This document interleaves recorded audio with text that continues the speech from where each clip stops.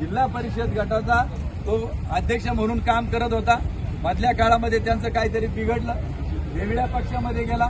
आज त्याची बायको देखील पंचायत समिती सदस्य आहेत। जे लोक निवडून गेले, जो पहिल्यांदा आळे शोधणारा तो उपसभापती, ज्याचा इथं आता ज्याच्याकडे ज्याचा पुतण्या आहे, लोढा जो आरोपी जो ज्याच्याकडे राहतो तो झेडपीला, दुसरा एक आरोपी आहे त्याची बायको पंचायत समितीला, दुसरा एक हांडे त्याचा एक जळनाथ।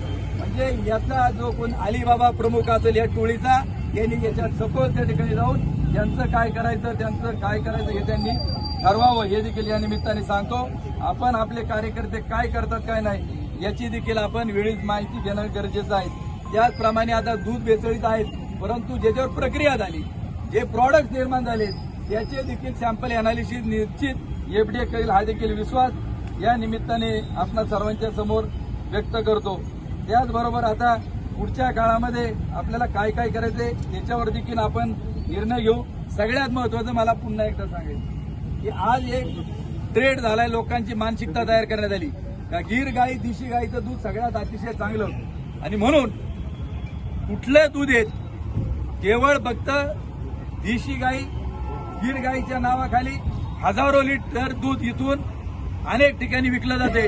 म्हणून माझी जे पशुवैद्यकीय अधिकारी असतील किंवा एफडी असेल त्यांना आम्ही पत्र देऊ, परंतु या तालुक्यामध्ये खरोखर जी लोक हे असं दूध विकतात की तेवढं पशुधन गावठी गीरचं आहे का, तेवढं दूध आहे का, की हे देखील भेसळीचं दूध 100 रुपये 150 रुपये लिटरने लोकांना दिलं जाते, याची एक आपल्याला चौकशी करायची। आता आपल्याला जे आंदोलन करायचं हे माझं मत आपण कशा पद्धतीने करू। सगळ्यात पहिलं एक काम आपण आता सुरेश भाऊ सगळे मंडळी या निमित्ताने करू की जो आता प्रत्येक गावामधला कार्यकर्ता इथं किंवा नेते असतील, पण माझं मत आहे की 100% कुणी याला विरोध करणार नाही। आजपासून आपण मोहीम चालू करू की प्रत्येक गावच्या ग्रामपंचायतीचं सरपंचाचं एक पत्र त्या ठिकाणी घ्यायचं की आंबेगाव तालुक्यामध्ये असेल किंवा राज्यात कुठं असेल या भेसळयुक्तांचा पर्दाफाश झाल्याशिवाय त्या ठिकाणी थांबायचं नाही, अशा प्रकारचा ठराव त्या प्रत्येक ग्रामपंचायतीला त्या ठिकाणी घ्यायचा, पत्र त्या ठिकाणी घ्यायचं, आपण ते कलेक्ट करू आणि हे पत्र मुख्यमंत्री उपमुख्यमंत्री आणि एफडीएचे आयुक्त यांच्या नावाने घेऊ आणि त्यांना आपण त्या ठिकाणी पोच करू। हे काम आपण सर्वांनी, हे शक्य आहे का नाही आहे?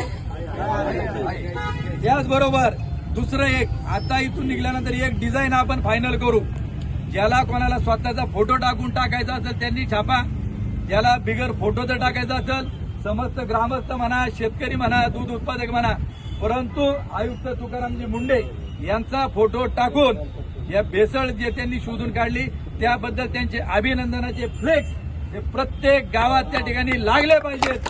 या तालुक्यामध्ये हे काम देखील आपण सर्वांनी करू। याच्यात काय अवघड आहे का?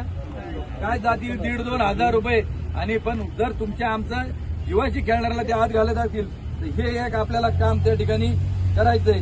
आणि सगळ्यात महत्वाचं की आपल्याला आंदोलन आता थांबून किंवा दमानी करू असं न करता माझं म्हणणं आहे की आता आपण उद्या आपण बसू की आपण बाकी काही नाही तर मनसरमधून राजाभाऊ, मनसरची तालुक्याची भीमाशंकरची मोठ्या प्रमाणामध्ये बदनामी झालेली आहे, म्हणून उद्या आपण सकाळी किती वाजता जमायचं ते ठरवू आणि एक निषेध मोर्चा आपण इथून मार्केटमधून सुरू करू आणि कसा आपला ठरवायचंय। आपले नगरसेवक आहेत आणखीले जाईल वसंतराव, मनसरमधून काढू आणि शिवाजी चौकामध्ये तिथं एक आपण निषेध व्यक्त त्या ठिकाणी करू, परंतु याच्यात वेळ न लावता उद्या सकाळी किती वाजता आपण गोळा व्हायचं हे ठरवा, 11 वाजता 12 वाजता नाही, जरा दिंड्यांचं काही प्रस्थान आहेत, 11 जर ठेवलं तरी लोक 11:30 पर्यंत सगळं उरकून 11 किती वाजता सांगा सगळ्यांनी शेतकऱ्यांनी याचा निषेध व्यक्त करण्यासाठी आपण इथून पायी इथून मार्केटमधून निघू आणि याचा निषेध व्यक्त करण्यासाठी किती वाजता?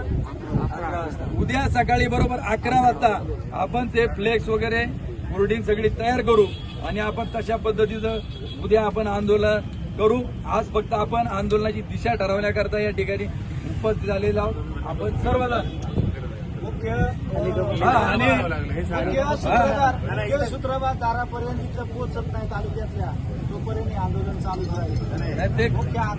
नाही। आता मुंडे साहेबांनी याच्यात सांगितलं त्याच्यात मोठ्याल्या 2 डेरे आहेत त्यामुळे त्याच्यापर्यंत ते जाणार आहेत. तो कारवाईचा भाग आहे. जोपर्यंत आता अधिकृत त्याच्यामध्ये नाव येत नाही तोपर्यंत आपण अधिकृत हे करू शकत नाही.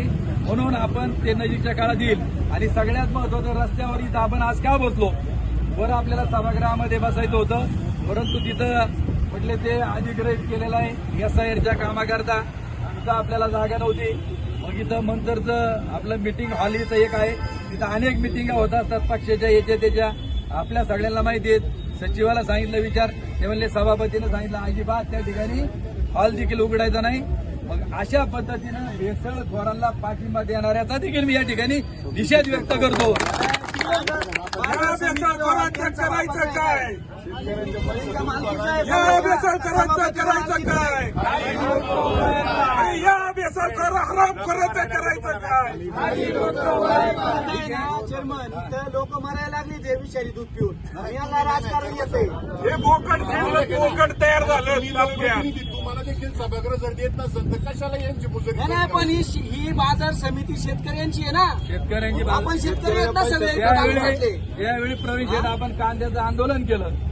फक्त मंतरची मार्केट कमिटी जर सोडली, जुन्नरचे सभापती सगळे संचालक हजर होते, खेडचे सभापती सगळे संचालक हजर होते. आणि त्याच्यामुळे आपण बाजार बंद केले आणि लोकांना त्याच्यामध्ये बाजार वाढले का नाही वाढले? तेवढे लोकांचा फायदा झाला. परंतु त्याच वेळी हे सांगत होते की आम्ही दिल्लीमध्ये जाऊन अमक्याला भेटलो, तमक्याला भेटलो. आमदारांचं स्टेटमेंट होतं की 8-10 दिवस थांबात सगळं होईल. परंतु 1 महिना, 1.25 महिना झाला, एक देखील कांदा नापेड मार्फत खरेदी केला गेला नाही.